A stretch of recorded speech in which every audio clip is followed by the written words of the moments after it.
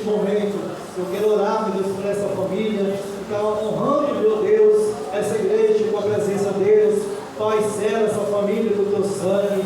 Meu Deus, entra com providência, meu Pai, aquilo que eles necessitam, aquilo que eles precisam, meu Pai, entra, Senhor Deus, eu creio na providência celestial e abençoe esse ministério, a todos aqui presentes, em nome de Jesus. Use teu filho como instrumento em tuas mãos, amém?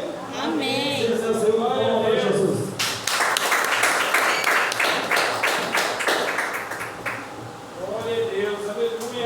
Meus queridos irmãos, a paz do Senhor. Amém. Quero louvar a Deus por mais uma vez estarmos aqui, né? Juntos para cultuar o Senhor e também ouvir uma palavra da parte dele. Louvado seja Deus. Abra a Bíblia, por favor. A gente está em estudo, né? Como eu disse, a gente vai trabalhar no livro de Mateus todo, se Jesus abençoar e não voltar. E nós estamos em Mateus, Evangelho de Jesus Cristo, escrito pelo evangelista Mateus. O capítulo que nós vamos estar agora é o 4. Enquanto os irmãos vão procurando, eu quero apresentar o que eu disse para os irmãos orar. E chegou o mais novo livro, o segundo livro a qual eu escrevi para a glória de Deus, o drama da igreja moderna. O subtítulo: Os desigrejados e a importância da igreja local.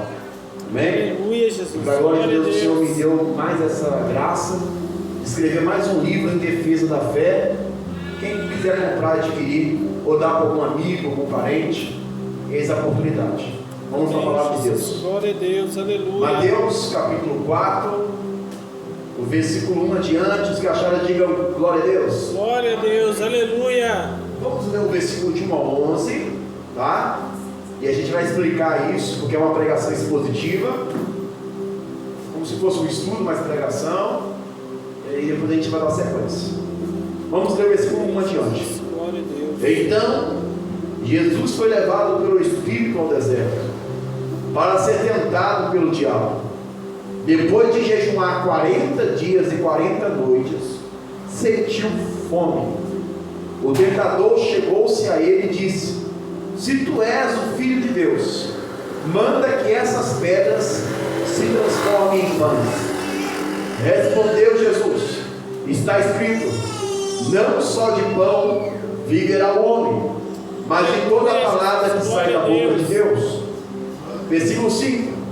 Então o diabo o levou à cidade santa e o colocou sobre a parte mais alta do templo. E lhe disse: se tu és o Filho de Deus, lança-te daqui para baixo, pois está escrito, aos seus anjos dará ordem a teu respeito, e eles te segurarão nas mãos, para que não tropece em pedra alguma. Versículo 7. Respondeu-lhe Jesus: também está escrito, não tentarás o Senhor o teu Deus. Glória a Deus. Levou novamente o diabo a um monte muito alto e mostrou-lhe todos os reinos do mundo e o seu esplendor, e lhe disse: tudo isso te darei, se prostrado me adorares. Versículo 10. Então Jesus lhe disse: retira-te, Satanás, pois está escrito, ao Senhor o teu Deus adorarás, e só a Ele servirás. Então o diabo deixou. Versículo 11. Então o diabo deixou, e vieram os anjos e o serviram. Né? Nós vamos estar orando. Luquinha, por favor, vê se arruma uma carinha para mim, por favor, só para a gente não perder o estudo aqui. Vamos orar, irmãos, em nome de Jesus. Pai, obrigado por estarmos aqui. Obrigado, Jesus Cristo, porque até aqui, meu Pai, nesse exato momento, podemos, ó Pai, louvar o seu nome com louvores. As irmãs teve um privilégio, os irmãos teve um privilégio em louvar o Senhor com hinos maravilhosos, para a glória do teu nome, Espírito Santo.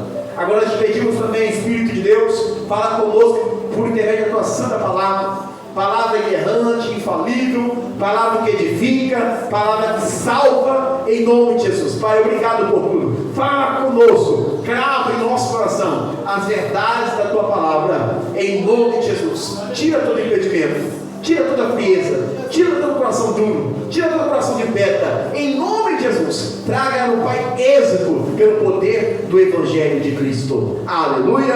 Pode sentar em nome de Jesus. Glória a Deus. Vamos bater palma bem alegre para Jesus, irmãos. Bem alegre, Deus. Glória a Deus. Ele merece toda a honra e toda a glória para si. Meus irmãos e minhas irmãs, eu estou louvando a Deus por tudo que o Senhor tem feito em nossa vida. Deus, de fato, Ele tem cuidado de nós. Em toda a história da igreja, Deus fez uma promessa para o seu povo, dizendo que as portas do inferno não iam ter êxito, não ia prevalecer, mas a igreja do Senhor, ela ia ficar de pé, independente das dificuldades, das problemáticas. Deus tem cuidado de nós extraordinariamente, e nós temos visto o cuidado de Deus para aqueles que são fiéis a Cristo. E nós estamos aqui no privilégio de aprender versículo por versículo da Bíblia. Os irmãos já acompanharam o capítulo 1, capítulo 2, capítulo 3, e agora nós estamos no capítulo 4, para a glória de Deus. E no capítulo 4 já está falando sobre a tentação de Jesus. E nós devemos ler cada versículo aqui para a gente entender e cravar no nosso coração. Quando vai falar sobre a tentação de Jesus, a qual nós já lemos, do versículo 1 até o versículo 11, nós vamos perceber que Jesus, Ele foi levado pelo Espírito ao deserto. Muitas das vezes, quando a gente olhamos na Bíblia, deserto nunca é coisa boa. Deserto é lugar de provação. Deserto é lugar de experiências com Deus. Deserto é lugar de provação, de sol escaldante, de muitas das vezes não ver a água no momento que nós queremos.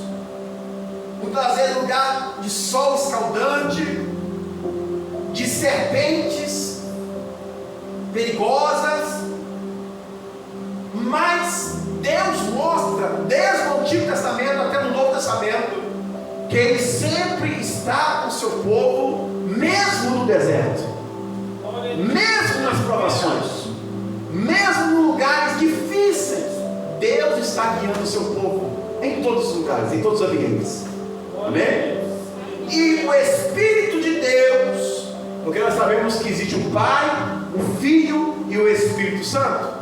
A maioria das igrejas crê assim, 3 em um só. Mas os 3 trabalham em comum acordo, porque os 3 são um só, mas em 3 pessoas distintas. Da mesma forma que eu e você somos corpo, somos alma e somos espírito. Ninguém consegue decifrar isso aí, mas é coisa de Deus. Ele tem o poder de fazer coisas que o homem não consegue entender mesmo. O Espírito leva Jesus para o deserto para ficar ali em consagração, em oração, em jejum. E de repente, quem visita Jesus? O diabo, o enganador, o perverso. Esse aqui, irmãos, é terrível. Esse aqui não tem nada de bom. Você não vai encontrar nenhuma passagem na Bíblia falando que o diabo fez uma coisa boa. Só perversidade, só mentira, só maus tratos, perseguição. E ele tenta ter êxito sobre Jesus. E nós sabemos, à luz da Escritura, que Jesus Cristo é o Filho de Deus, é o próprio Deus que cumpre tudo que a palavra de Deus foi falada pelos profetas. Louvado seja Deus. Haja visto que esse Jesus, se você quiser entrar, meu querido, oi, quiser entrar, pode entrar, tá? Tá bom, pois é, continuamos. Esse Jesus a qual nós estamos contando aqui, não é um Jesus de uma história de quadrinho. Esse Jesus que nós estamos contando aqui é aquele que nós íamos aqui para festejar, cultuar Ele. Jesus é maravilhoso, Jesus é poderoso, aleluia. Jesus, ele é tentado pelo próprio diabo. A Bíblia diz que Jesus estava 40 dias, 40 noites, sem comer nada, irmão Jonas. Sem comer nada. Mas o interessante, o pastor Giovanni sabe muito bem disso, que alguns poucos sabem, que quanto mais nós jejuamos, que quanto mais nós oramos, mais poder de Deus nós temos. Mais eficácia do Espírito Santo nós temos. Mais perto de Deus nós temos. Então, por mais que Jesus estava no deserto, sofrendo ali, ele estava nas mãos do próprio Pai. Ele estava cheio do poder de Deus.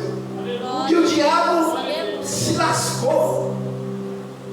O diabo foi, Lucas, se tem um momento pior que o diabo foi fazer uma visita para alguém, foi no momento que pegou Jesus 40 dias de jejum. Aleluia. Teve um homem que estava igual a Jesus. Ele estava tão cheio de Deus, irmã Cida, ele estava com tanta glória de Deus, que ele vai para o monte, fica 40 dias ali, em uma nuvem escura, cheio de Deus, conversando com Deus, escrevendo mandamentos, escrevendo ordenança, escrevendo a palavra de Deus. E ele desce do monte, a Bíblia diz que o povo olha para ele, esse homem chamado Moisés. O rosto dele resplandecia a ponto de todo Israel ficar com medo. Imagina isso aí, irmãos. O povo não conseguia olhar para ele, ficava com tanto medo dele, da glória de Deus na vida de Moisés, que a Bíblia diz que ele teve que conversar com o povo sempre com um pano, um véu na sua cabeça para esconder o resplendor da glória de Deus. A presença de Deus, ela faz isso em nossa vida. Quanto mais nós oramos, quanto mais nós jejuamos, quanto mais nós lemos na Bíblia, mais perto de Deus, da sua vontade, nós estamos. E a Bíblia vai dizer que, olha, versículo 3: o tentador, olha aí o nome, o tentador, o diabo é isso, o nome dele, esse nome diabo, é enganador, perverso, tá? O tentador chegou-se e disse: olha, irmãos, é por isso que é muito bom, irmã Dona Belisa, nós estudar versículo por versículo e entender. Porque olha o que o versículo 4 está dizendo, versículo 3: o diabo foi tentar Jesus 40 dias e 40 noites consagrando. E detalhe, a Bíblia diz no versículo 3 que Jesus sentiu fome, tá?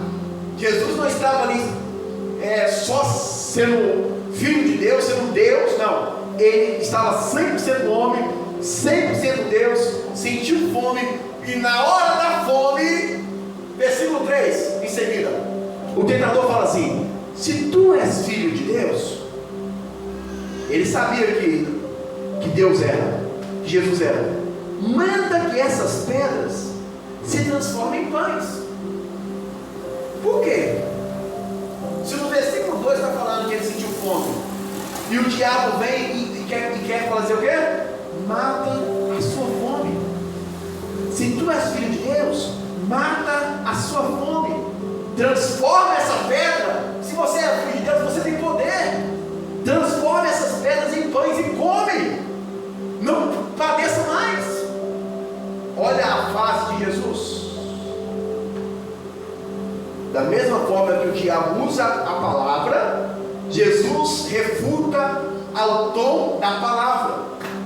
E ao tom da palavra, Jesus diz: está escrito.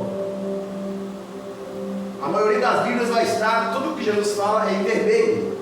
Está escrito: não só de pão viverá o homem, mas de toda a palavra que sai da boca de Deus. Traz muito ensinamento nesse versículo. Por quê? Jesus rebate dentro da palavra, isso também é Bíblia, né? E detalhe, na lógica carnal, humana, de homem, Jesus, nós também como homens, o jejum nunca é agradável. O jejum é prova. O jejum nos faz ter fome, né? Antigamente nós ouvíamos pessoas falar que jejuavam 24 horas, 2, 3 dias. O pastor Manuel contou para mim um dia, quando eu vim para Rondópolis, que teve um homem que ficou não sei quantos dias no monte de jejum. Mas hoje o povo está cada dia mais acostumado em alimentar o corpo, que nós, infelizmente, vamos contra a palavra e não queremos jejuar mais. E Jesus disse que os discípulos, enquanto estavam com ele, não iam jejuar. Mas depois que Jesus se aposentasse, era necessário jejum.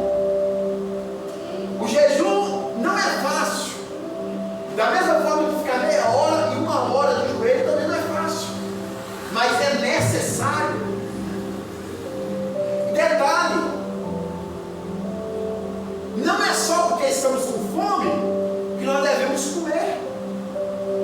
Porque na lógica, ali Jesus, ele tinha que comer ele mesmo.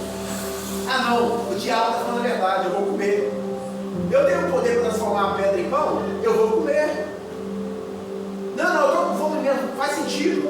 Todo sentido que o diabo está falando, né? Também é uma astúcia que ele usou para Adão e Eva, mas ele estava usando para a pessoa errada aqui, ele estava usando para o Filho de Deus, Jesus. Cheio de Deus, com 40 dias de jejum. E aí ele fala assim: pode fazer sentido. Eu posso estar com fome, mas melhor do que o alimento terreno é o alimento que eu estou ganhando da parte de Deus. Por mais que eu estou com fome aqui, mas nem só de pão viverá o homem, mas de toda a palavra que sai da boca de Deus. Estou aqui levado pelo Espírito, me alimentando, me armando, como muitos dizem, até os dentes, para uma obra tremenda. E a resposta que eu quero através do jejum vem e sai e provém na providência divina da boca de Deus. Então, o que adianta eu obedecer a Satanás, ou aos homens, ou à minha carne, e perder o que vem do céu, do maná que vem do céu? Não tem nenhum valor. Jesus nos mostra que não é fácil, mas é necessário. Não é fácil, mas é gostoso. Não é fácil, mas vai ter esse plantio, uma colheita extraordinária. Glória a Deus. Então, aprendemos no versículo 5 que o diabo foi bofeteado na verdade, mas o diabo não desiste de primeiro. Temos que olhar essas minúcias para saber como o inimigo de nossas almas apresenta. No versículo 5 demonstra que ele não desistiu, mas levou Jesus à cidade santa. Quem levou o quê? O diabo. Olha o poder que esse bicho tem nessa terra. O diabo leva Jesus à cidade santa, que é a Jerusalém de Deus, e o colocou sobre a parte mais alta do templo e lhe disse: se tu és o Filho de Deus, lança-te daqui para baixo, pois está escrito. Olha aqui, Jesus, o diabo fala para Jesus: você é filho de Deus mesmo? Olha aqui, interessante. Olha como o diabo quer que você prova uma coisa para ele. Você se engrandece. Você atropela os planos de Deus. Muitas das vezes o inimigo usa essa astúcia contra a igreja do Senhor, querendo que nós atropela o tempo certo para Deus fazer uma coisa.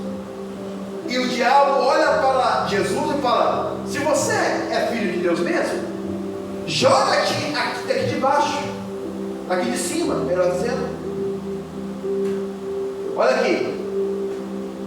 Pois está escrito: aos seus anjos dará ordem a teu respeito, e eles te segurarão nas suas mãos, para que não tropece com o pé em pedra alguma. O inimigo, irmãos, base, eu vou contar um segredo para os irmãos aqui. O diabo, ele conhece a Bíblia mais do que nós. O diabo, ele usa a Bíblia para afrontar. O diabo usou aqui Salmos 91. Salmos 91, quando fala assim, que fala assim: pisará o leão no áspide, calcarás o filho do leão e serpente. Aí vai falar aquela passagem assim, olha, versículo: aos seus anjos dará ordem a teu respeito, e eles segurarão nas suas mãos, para que não tropece em pedra alguma. Salmos 91. Agora vamos saber o versículo, para a gente não perder. Mas ele usa esse versículo para dar um tom de verdade, tá? Para dar um tom de verdade. Mas no diabo não tem verdade nenhuma, tem somente sagasticidade. E o versículo 7, Jesus, que é o dono da verdade, ele mostra para o diabo que nós devemos ser homens preparados com a clareza da única verdade. Existe só uma verdade, não existe várias verdades. Existe uma verdade, e essa verdade nós estamos pregando, que liberta, que transforma, que restaura. Respondeu Jesus: também está escrito: não tentarás o Senhor teu Deus. Porque se Jesus ele pulasse dali, ele estaria tentando. Uma coisa é você cair do nada e Deus dá livramento.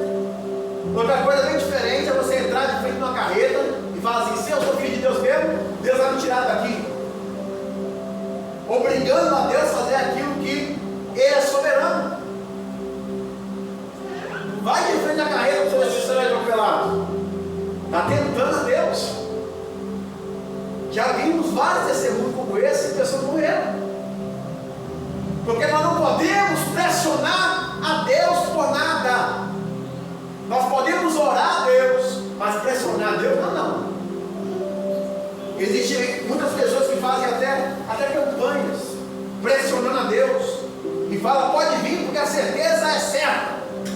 A certeza não é certa. A certeza é certa se Deus quiser que seja certa. Uma campanha pode ser certa se Deus quiser que seja certa. Se Ele olhar para o nosso coração e ver o coração contrito, um coração que está buscando Ele em primeiro lugar, aí sim, se Ele quiser, Ele pode te abençoar, salvar você, salvar sua família, restaurar nosso casamento, abençoar o pastor, abençoar os obreiros, mas seja feita a tua vontade. Jesus disse: seja feita a tua vontade. Porque a vontade de Jesus, terrena, carnal, irmão Jonas, não era morrer na cruz. A vontade espiritual de Deus era morrer, pagar um alto preço. Mas a vontade terrena era: Pai, se possível, aparta de mim este cálice. Nós nunca vamos querer o mal para a nossa família.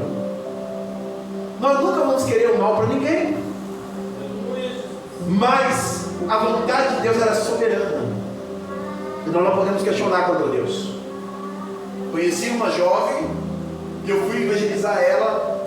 Ela estava prostituindo numa BR, e ela, para resumir bem rápido, ela parou de seguir a Jesus porque Deus usou 3 profetas para falar que ela era parar de orar, parar de ir para o monte, parar de consagrar, porque o irmão dela que estava nas drogas ia morrer.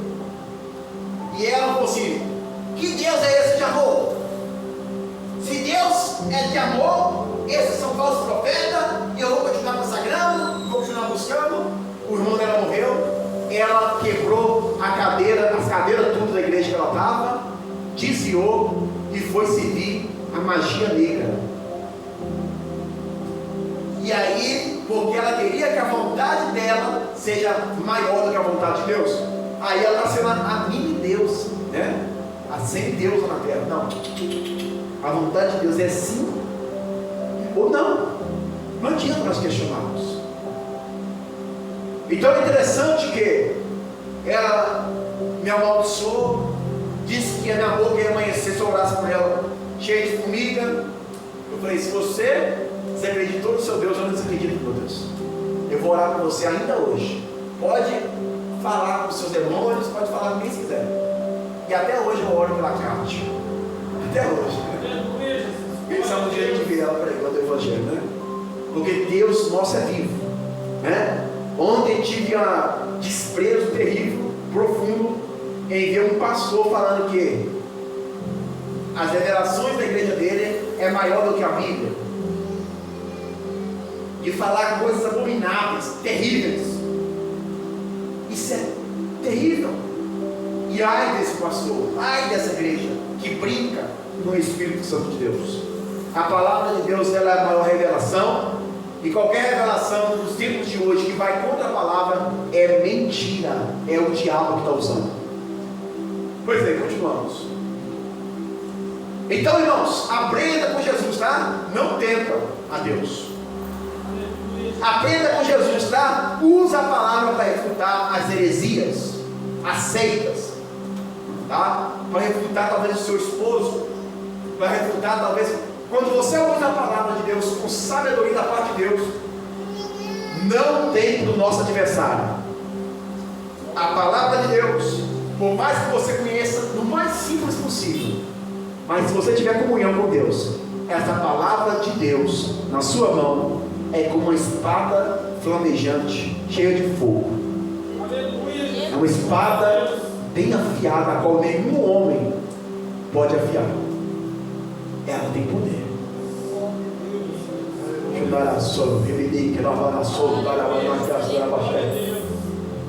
É muito forte isso que eu estou dizendo. E o inimigo de nossas almas, ele sabe quem é de Deus e quem não é, né?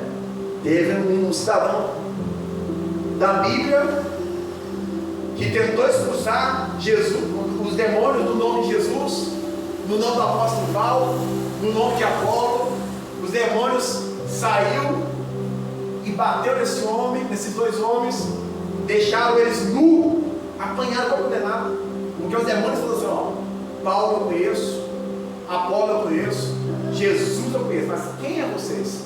Para usar o nome deles e apanhar. Porque Jesus, ele nos conhece muito bem, e os demônios também nos conhecem muito bem. Continuamos a Bíblia. Versículo 8. Terceira vez, irmãos, olha como o inimigo não desiste. Deus que tinha que dar o ponto final, senão o diabo não desiste. Levou novamente o diabo a um monte muito alto e mostrou todos os reinos do mundo, o seu esplendor. Detalhe: primeiro, o diabo tenta Jesus na fraqueza dele da fome. Segundo, o diabo tenta Jesus no sentido de mostrar que ele é Deus e os anjos são submissos a ele, para ponto dele pular no pináculo do templo, se jogar. E por último, o diabo tenta Jesus achando que Jesus ia querer as glórias deste reino, destes poderes, as riquezas. Versículo 8. Olha aqui, versículo 9 agora. Ele diz: tudo isso te darei. Olha o que o diabo tem aqui, ó. A Bíblia diz que o mundo jaz no maligno, e o diabo, ele domina, ele chama até de cavalo, reis, príncipes, poderes terrenos, homens. Por isso que o Brasil está desse jeito, né? Em grande corrupção, em grande decadência moral, né? Leis terríveis que não tem como pessoas em sã consciência fazer leis contra a sua própria família, fazer leis para educar crianças, bebezinhas, a aprender coisas de adulto. Estamos vivendo em um tempo que o diabo reina em muitos lares, em muitas cabeças, infelizmente. E nesse domínio dele, ele quer dar tudo para Jesus, não sabendo ele que Jesus, ele já tinha um plano salvífico. O cordeiro que foi morto antes da fundação do mundo, Jesus, ele já tinha um plano de reinar sobre tudo. Lá em Gênesis capítulo 2 ou 3, se eu não me engano, que ia nascer da mulher, que ia pisar na cabeça do diabo. Então por que o diabo ia dar coisas fúteis perante Jesus? Só que, paz, meus irmãos, tem coisa que o diabo quer oferecer com riquezas. Tem muitas pessoas que falam assim, ó, eu vou rasgar a Bíblia a partir de hoje, vou ser famoso, ter tudo menos Deus. Por quê? Eu famoso vou ter muitos carros, muitas casas, muitas riquezas. Tem muitas pessoas que esse plano do diabo está dando certo. Riquezas, poderes, famas, rende ao diabo, ó, vou te servir, diabo. Irmãos, existe um Deus com D minúsculo, um demônio, chamado, se eu não me engano, Mamon, né? Deuses que trabalhavam com riquezas, fúrias, e esses demônios davam poder financeiro para muitos se entregar a eles. Só que Jesus não cai nessa cilada. Quando, versículo 9, tudo isso tirareis prostrado me adorais, o versículo 10 diz, retira-te, Satanás. Olha aí, Jesus repreendendo. É isso que nós devemos fazer, repreender, e o diabo vai fugir de nós, como a Bíblia diz. Pois está escrito, ao Senhor, o teu Deus, adorarás, e só a Ele servirás. Então o diabo o deixou, e vieram os anjos e confortaram Jesus e o serviram. Louvado seja Deus. É muito lindo, irmãos. Por quê? O diabo já é dono deste mundo, porque o próprio das pessoas se entregaram a isso, tá? Versículo 9, Jesus, ele traz a Bíblia também dizendo, somente ao Senhor adorarás. É o primeiro mandamento, né? Amará a Deus sobre todas as coisas, não servirá a outros deuses. Não, Deus não entrega a sua glória, não divide a sua glória para ninguém. Só a Ele, Jesus dizendo, só a Ele, só ao Pai adorarás. Glória a Deus, aleluia. Sai, Satanás, você não tem poder aqui, você não tem eficácia aqui. Só a Jesus que eu vou adorar. Eu não quero pão, eu não quero prazeres, eu não quero riquezas, somente a Deus vou adorar. Eu vou buscar primeiro o reino de Deus. É isso que Jesus fez. Ele buscou primeiro o reino de Deus, e as demais coisas seriam acrescentadas. E veio anjos celestiais servir o reino. Nossa, é necessário a gente fazer uma exegese, orar no versículo, dedicar tempo no versículo, deixar o Espírito Santo falar conosco. Deixa eu dar um segredo para os irmãos. Nem os anjos sabiam do plano salvífico. Os anjos também estavam no céu, acompanhando tudo, acompanhando todo o trabalhar de Deus. Os anjos não têm onisciência, Deus tem onisciência, os anjos não. Os anjos são criaturas. E quando os anjos viram a criatura perfeita, o ápice da criatura de Deus, no homem, Adão e Eva, pecar. Os anjos com certeza falaram: ixi, agora Deus deve ter perdido. Ixi, agora Deus foi pegado de surpresa, Ele fez lindo o homem, e olha o que o homem está fazendo. E quando eles olham Jesus deixar o seu trono de glória e encarnar em um corpo terreno, os anjos ficam olhando aquilo. Agora imagina, mesmo os diabos, os demônios fazendo isso tudo aqui, Jesus dando uma pancada na cara do diabo, no sentido espiritual. Aí os anjos descem do céu. Irmãos, imagina os anjos, que alegria. Imagina que alegria os anjos falando assim: olha, o diabo não tem jeito mesmo não, olha o que Jesus fez, olha o que o Deus encarnado fez, aleluia. E serviram Ele, e glorificaram Ele, e adoraram a Ele, e exaltaram a magnificência do Criador, Jesus, ali como filho, como servo. Eu vi um certo pregador dizendo algo que eu acho que mexeu muito comigo. É que ele disse que os anjos queriam muitas das vezes ter o privilégio que nós temos. O gesto de amor que Jesus fez por nós é inacreditável por todos os seres espirituais e terrenos. Então Jesus ele traz esse amor maravilhoso.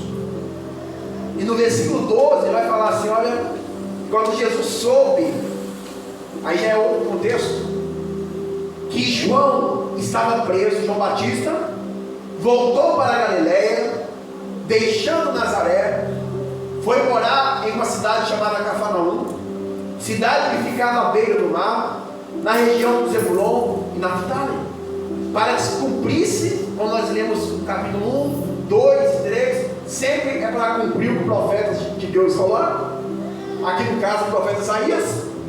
Então ele mora na região do Zebulon e Naftali, para que se cumprisse o que foi dito pelo profeta Isaías, que foi o profeta que mais profetizou sobre a vida de Jesus, e não só sobre a vida, mas sobre tudo praticamente que Jesus fez. Terra, versículo 15, terra de Zebulon, terra de Naftali, caminho do mar, além do Jordão, Galileia dos gentios, o povo estava em trevas. Olha o que Jesus veio fazer, irmãos. Olha o que Jesus fez. Não é só no passado, tá? Não é só 2000 anos atrás, é hoje. Jesus só vem na nossa vida para o povo que estava em trevas viu grande luz. E aos que estavam na região da sombra da morte, você estava condenado à morte dentro do cemitério espiritual, morto em seus delitos e pecados. Jesus vem ao seu encontro hoje, te visita, como visitou a mim, visitou os obreiros, tirou você das trevas, para você ver a grande luz que é Jesus, aleluia. E aos que estavam na região da sombra da morte, que também era você, não tinha vida, eu não posso te salvar. A pregação pode te salvar, porque a palavra de Deus, ela vem, te tira da nação do pecado, da sombra da morte, te traz luz aqui hoje. Louvado seja Deus. E a partir de então você vira filho de Deus. Filho de Deus, herdeiros, sacerdotes real, nação santa, povo adquirido, só de aceitar esse maravilhoso Jesus e andar conforme os seus passos. Esse é o poder do Evangelho. Presbítero Paulo, qual é o poder do Evangelho? Jesus, Ele ama o pecador. Jesus quer salvar. Jesus quer dar um direito de você falar assim: se eu morrer hoje, acabou nada. Jesus pode te dar mansões celestiais, vida eterna com Ele. A dor, as doenças, a tristeza, as angústias da alma, ansiedade, depressão, dor na coluna, dor nos ossos. Se Ele quiser curar você nessa terra, aqui agora, Ele tem o poder de fazer isso hoje. Mas é Ele que quer. Se não, saiba que a maior alegria é ter o nosso nome escrito no livro da vida. Essa é o maior presente, a maior dádiva. Versículo 17. Então, desde então, começou Jesus a pregar. Detalhe: o que Jesus está pregando? Arrependei-vos, pois está próximo o reino dos céus. Essa é a palavra que liberta. Arrependimento. O profeta João Batista, que estava preso, fez a mesma coisa. Ele, preparando o caminho, ele disse: raça de víboras, quem mandou vocês fugir da ira vindoura? Convertei-vos e produzi, pois, bons frutos dignos de arrependimento. Convertei-vos. Não adianta você fugir da ira vindoura. Irmãos, Jesus vai vir e uma ira terrível vai vir. Quem é o anticristo para trazer uma ira do tamanho da de Jesus? O anticristo vai trazer a grande tribulação, a maior tribulação, a qual nunca houve nessa terra, em massa. Mas a ira de Deus vai ser 1000 vezes pior, porque vai pegar até o diabo. Então, irmãos, convertei-vos e não fuja da ira vindoura, nesse sentido. Mas ame Jesus e Ele vai te tirar dessa ira de Deus sobre o pecador que não quis aproveitar as oportunidades. Estamos finalizando. Espero que os irmãos estão gostando, pois é a palavra de Deus que nos faz fortalecer, né? Andarmos. Estava conversando com o meu sobrinho, acho que ele tem, não sei a idade do meu sobrinho, misericórdia, 8 anos, mais ou menos isso. Você viu? E aí ele falou assim: tio, eu estou lendo a Bíblia, e parece que ele já estava em Gênesis 13, começou a ler a Bíblia, mas a letrinha era muito pequenininha. Ele falou assim: tio, eu quero ler a Bíblia, mas tem que ser uma Bíblia maior. Eu falei: vamos comprar a Bíblia maior. Agora ele está com uma Bíblia extra gigante. Eu estou lendo a Bíblia. A minha irmã não leva ele para a igreja, ninguém leva para a igreja, mas o próprio Deus. Porque quando ele era bebezinho, eu sempre orei: Deus, levanta ele como um profeta. Eu tinha, foi o meu primeiro sobrinho. Eu falei: Deus, levanta ele, usa esse menino. E eu tenho visto grande resultado das orações. Todo dia eu oro por ele. Então eu vi ele alegre lendo a Bíblia. Isso é maravilhoso, irmãos. Então, irmãos, aproveite as oportunidades. Com a Bíblia, leia a Bíblia. Muitos de nós, ou a maioria de nós, nesse tempo do século 21, em 2023, nós estamos apegados, muitas vezes lendo celular. Quantas horas a gente passa no celular? Quantos segundos a gente passa na Bíblia? O que a gente tem olhado no celular? O que nós temos olhado na Bíblia? Em nome de Jesus, estuda a Bíblia, medita na Bíblia. Não é obrigação só dos pregadores, não é obrigação só dos obreiros, porque se eu, por exemplo, Paulo, desse ministério, pregar mentira para vocês, o ouvido de vocês, mesmo de olho fechado, está aguçado na hora que o presbítero Paulo ensinou que é mentira. Não vou seguir. A importância. Quantas vezes eu de olho fechado ali, eu já identifiquei: olha, nada a ver com o que está na palavra. Que mentira. Que hipocrisia. Que besteira. Identifiquei falso profeta. É necessário nós examinarmos as Escrituras para não ser enganado por ninguém. Tinha um pregador que, quando ele foi pregar numa igreja, na igreja estava escrito assim no púlpito: não precisa inventar nada, prega somente a palavra. E aí ele tomou aquele susto e falou: olha que bênção, é verdade. Não precisa a gente inventar, não precisa da gente querer colocar os nossos sentimentos. Quantas pessoas colocam sentimento de maldade, de ódio, né? Já vi tantas pessoas colocando sentimento aqui, ó. Tem que ser o sentimento do Espírito Santo. E o sentimento do Espírito Santo é fortalecimento da igreja, despertamento do povo de Deus. É esse o sentimento, amor pelas almas. O pregador ele tem que sentir as mesmas angústias. A Bíblia diz que Isaías, ele sentia, Jeremias gemia e chorava. O apóstolo Paulo chorava em cada dia que ele nomeava a alma para Jesus. Versículo 18. Andando Jesus ao mar da Galileia, viu dois irmãos. O primeiro irmão que ele viu, Simão, chamado Pedro, e André. Eles estavam lançando as redes no mar, pois eram pescadores. Jesus pegou esses dois homens que tinham a profissão de pescaria.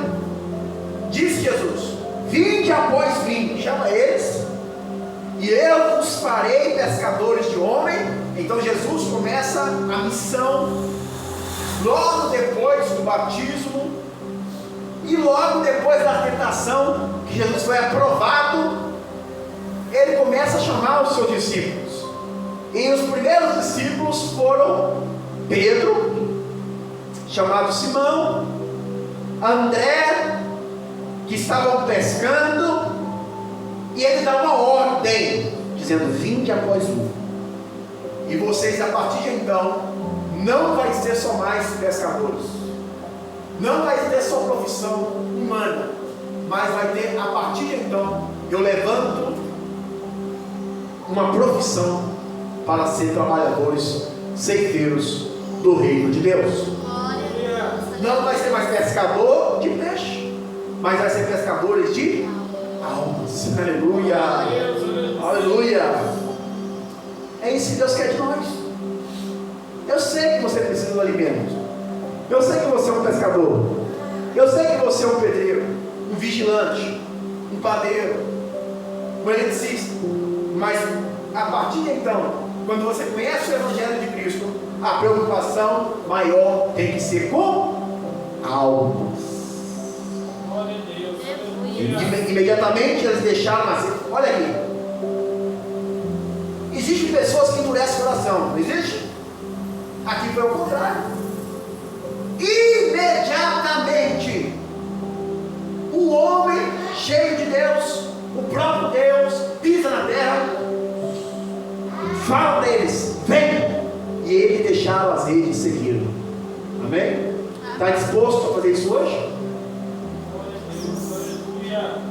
A não andar conforme nossas vistas, mas conforme a fé?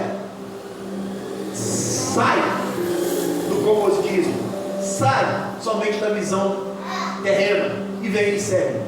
Indo um pouco mais longe, viu outros dois irmãos, Tiago, filho de Zebedeu, e João, seu irmão de sangue, tá? Estavam no barco em companhia de Zebedeu, consertando as redes, quando Jesus os chamou. Esses eram pescadores também, estavam consertando as redes, e Jesus chamou eles, e eles deixando o quê? Imediatamente o barco. Irmãos, talvez esses homens não tiveram tanta oportunidade como nós temos hoje. Vários cultos, várias pregações, vários louvores, mas eles de imediato, uma só palavra, um só chamado, eles falaram assim: eu me rendo, largo tudo por amor a Cristo. E eles seguiram. E eles deixando imediatamente o barco. E quem mais aqui, ó? Grava isso aqui, ó, versículo 22. Eles deixaram a profissão, o barco e seu pai, e a sua família, e seu pai. Mais importante é Jesus do que a nossa própria família. E seu pai o seguiram. Finalizamos com 3 versículos. Percorria Jesus toda a Galileia, ensinando nas sinagogas, que eram igrejas, pregando o evangelho do reino, dizendo para a pessoa se arrepender, para viver o reino de Cristo, e curando todos os tipos de doenças e enfermidades entre o povo. Sua fama, Jesus foi famoso, mas continuou sendo servo, porque tudo que ele estava fazendo era em prol do reino e para a glória do Pai. Sua fama espalhou-se por toda a terra, por toda a Síria, e traziam-lhe todos os enfermos, acometidos de várias doenças e tormentos, endemoniados, epiléticos, paralíticos, e Jesus, ele tem poder, irmãos. O mesmo Jesus aqui, ele tem poder de curar ainda hoje. Só que nós temos que ativar a nossa fé. Fala: Jesus, eu creio que sou cura. Jesus, eu creio que sou liberto. E eu quero que o Senhor faça hoje. Pode, o Senhor pode, Senhor.